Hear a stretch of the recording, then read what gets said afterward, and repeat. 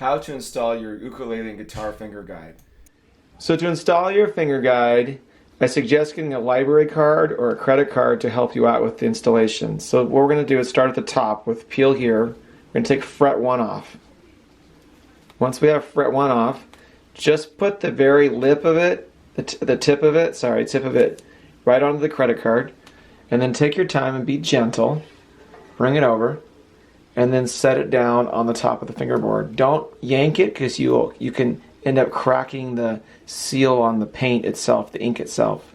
So very gentle, and then line it up right next to the fret, and then put it down just like that. And then wrap around the wings. And you repeat that process on each one. Once again, you're going to peel it off. So this is fret 2 now. And then right at the tip here, you're just going to apply it very gently. And like I said, when you pull it through the other side, don't yank it, just set it down gently. And then remove the card. And then adjust it.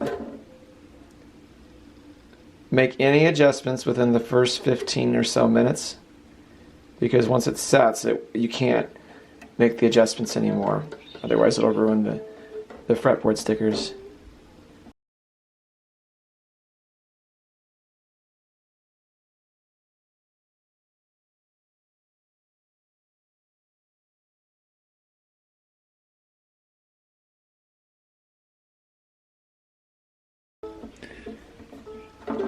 Okay, and then finally is the sharp flat indicator. So the flat sign goes where the tuners are, and the sharp sign goes towards where the body of the instrument is. So I'm going to take that off.